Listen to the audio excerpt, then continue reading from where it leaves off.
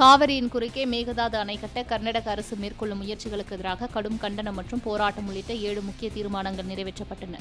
சென்னை சத்தியமூர்த்தி பவனில் தமிழ்நாடு காங்கிரஸ் செயற்குழு கூட்டம் மாநில தலைவர் மாணிக்கம் தாக்கூர் தலைமையில் நடைபெற்றது. கூட்டத்தில் மொத்தம் 7 தீர்மானங்கள் நிறைவேற்றப்பட்டன. புதிய மாநில தலைவருக்கு வாழ்த்து, தமிழக அரசுக்கு அளித்த ஆதரவை ஆமோதித்தல், கட்சி அமைப்பை வலுப்படுத்துதல், அயோத்தி ராமர் கோயில் நன்கொடை முறைகேடு குறித்து விசாரணை கோருதல் உள்ளிட்ட தீர்மானங்கள் நிறைவேற்றப்பட்டன. அயோத்தி ராமர் கோயில் அறக்கட்டளைக்கு வழங்கப்பட்ட நன்கொடைகள் மோசடி செய்யப்பட்டது குறித்த காவல்துறை விசாரணையில் இதுவரை சுமார் 7 முதல் 7.5 கோடி வரை ஊழியர்கள் மற்றும் அதிகாரிகளை கொண்ட ஒரு கும்பலால் சட்டவிரோதமாக கையாளல் செய்யப்பட்டிருப்பது தெரியவந்துள்ளது. இந்த மோசடியை வெளிச்சத்துக்கு வருவதற்கு முன்பு ராமஜென்மபூமி தீர்த்த கஷேத்ரா அறக்கட்டளையில் வங்கிக் கணக்குகளுக்கு நாளொன்றுக்கு சராசரியாக ரூபாய் 16 லட்சம் முதல் ரூபாய் 18 லட்சம் வரை நன்கொடைகள் வந்ததாக SBI வங்கி ஊழியர்கள் சிறப்பு விசாரணை குழுவுடன் தெரிவித்தனர். ஆனால் இந்த விவகாரம் வெளிவந்த பிறகு அந்த தொகை நாளொன்றுக்கு ரூபாய் 24 லட்சம் முதல் ரூபாய் 26 லட்சமாக உயர்ந்தது. வங்கி தரவுகளின் அடிப்படையில் கோயில் நன்கொடைகளிலிருந்து தினமும் ரூபாய் 6 லட்சம் முதல் ரூபாய் 8 லட்சம் வரை கையாடல் செய்யப்பட்டிருக்கலாம் என்று புலனாய்வாளர்கள் மதிப்பிடுகின்றனர். கடந்த காலங்களில் பாஜக ராமர் கோயில் கட்டுவதை தேர்தல் பரப்புரையாக முன்னிலைப்படுத்தி அதன் மூலம் வாக்கு வங்கியை விரிவுபடுத்தி வகுப்புவாத அரசியலின் மூலம் ஒன்றியத்தில் ஆட்சி அமைத்து 12 ஆண்டுகளாக மக்கள் விரோத அரசாக செயல்பட்டு வருகிறது. இந்நிலையில் அதே ராமர் கோயிலில் வெளிவருகிற ஊழல் நாட்டு மக்களை அதிர்ச்சியில் ஆழ்த்தி வருகிறது. ராமபிரான் மீது அளவற்ற பக்தி கொண்டவர்கள் அவர் பெயராலே நடைபெறுகிற ஊழல் முறைகேடுகளை கண்டு அதன் புனிதத்தன்மை பாதிக்கப்பட்டுவிடும் என்ற அச்சம் ஏற்பட்டிருக்கிறது. ராமர் கோயில் நிர்வாகம் தனிப்பட்ட அறக்கட்டளையின் கட்டுப்பாட்டில் இருப்பதால் அங்கே நடக்கிற முறைகேடுகளை அறிந்து கொள்ள பொதுமக்களுக்கு வாய்ப்பில்லை. தகவல் அறியும் உரிமை சட்டத்தின்படி தகவல் அளிக்க முடியாது என உள்துறை அமைச்சகம் மறுத்துவிட்டது. ஏனெனில் அது ஒரு தனியார் அறக்கட்டளை என்று கூறிவிட்டது. எனவே பொதுமக்கள் நன்கொடையின் மூலம் கட்டப்பட்ட ராமர் கோவிலில் நடப்பதை அறிந்து கொள்ள தகவல் அறியும் உரிமை சட்டத்தின் மூலமாக பொதுமக்கள் அறிந்து கொள்ள வாய்ப்பு வழங்க வேண்டும் என செயற்குழு கேட்டுக் கொள்கிறது. நாட்டு மக்களையே மிகுந்த கவலைக்குள்ளாக்குகிற வகையில் பாஜக சங் பரிவார்கள் மேற்கொண்ட இந்த கூட்டு கொள்ளை குறித்து உச்சநீதிமன்றத்தின் நேரடி மேற்பார்வையில் சிறப்பு புலனாய்வு குழு அமைத்து உரிய விசாரணை நடத்தி குற்றவாளிகளை கண்டுபிடித்து கடுமையான நடவடிக்கைகளை எடுக்க வேண்டும் என இச்செயற்குழு ஒன்றிய பாஜக அரசை கேட்டுக் கொள்கிறது.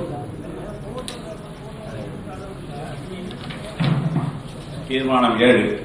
சர்வதேச சந்தையில் கச்சா எண்ணெய் விலை உயர்கிற போது அதை பொதுமக்கள் மீது சுமத்தாமல் இருக்க ஐக்கிய முற்போக்கு கூட்டணி ஆட்சியில் எண்ணெய் நிறுவனங்களுக்கு நஷ்டத்தை ஈடுகட்ட மானியம் வழங்கப்பட்டு வந்தது. பாஜக ஆட்சி அமைந்ததும் இந்த மானியம் ரத்து செய்யப்பட்டு சர்வதேச சந்தையில் கச்சா எண்ணெய் விலை உயரும் போது பெட்ரோல் டீசல் விலையை உயர்த்துகிற பாஜக அரசு கச்சா எண்ணெய் விலை குறையும் போது விலையை குறைப்பதில்லை. அதன் மூலம் வருவாயை பெருக்கிக் கொள்ள கலால் வரியை விதித்து ஏறத்தாழ 12 ஆண்டு காலத்தில் 25 லட்சம் கோடி ரூபாய் வசூலித்து அரசு கஜானாவை நிரப்பிக் கொண்டது. இதன் மூலம் மக்கள் மீது தொடர்ந்து சுமை ஏற்றப்பட்டு வருகிறது. அதே நேரத்தில் பொதுத்துறை எண்ணெய் நிறுவனங்கள் விலையை குறைக்கிற போது அதற்கு இணையாக தனியார் எண்ணெய் நிறுவனங்கள் விலையை குறைப்பதில்லை. இதனால் தனியார் நிறுவனங்கள் கொள்ளை லாபம் சம்பாதித்து வருகின்றன. இதனை உடனடியாக தடுக்கிற வகையில் ஒன்றிய பாஜக அரசு நடவடிக்கை எடுக்க வேண்டும் என செயற்குழு வலியுறுத்தி கேட்டுக் கொள்கிறது. தீர்மானம் 8. காவிரி ஆற்றின் குறுக்கே மேகதாதுவில் அணை கட்டுவதற்கு கர்நாடக அரசு தீவிரமான முயற்சிகளை மேற்கொண்டு வருகிறது. இந்த முயற்சி காவிரி நடுவர்மன்ற இறுதி தீர்ப்பு, 2018 உச்சநீதிமன்ற தீர்ப்பு ஆகியவற்றுக்கு எதிரானது மட்டுமல்ல, நீதிமன்ற அவமதிப்பு நடவடிக்கையாகும். இதன்படி தமிழகத்தின் அனுமதி இல்லாமல் காவிரியின் குறுக்கே மேகதாது அணை கட்ட ஒரு செங்கல்லை கூட வைக்க அனுமதிக்க மாட்டோம் என்று தமிழ்நாடு காங்கிரஸ் கமிட்டி தலைவர் திரு மாணிக்கம் தாக்கூர் MP அவர்கள் கூறியதை இக்கூட்டம் வரவேற்கிறது, பாராட்டுகிறது.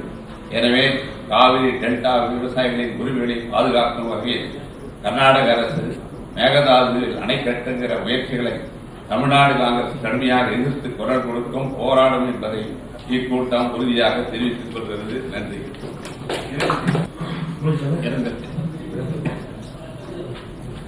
இரங்கல் தீர்மானம்.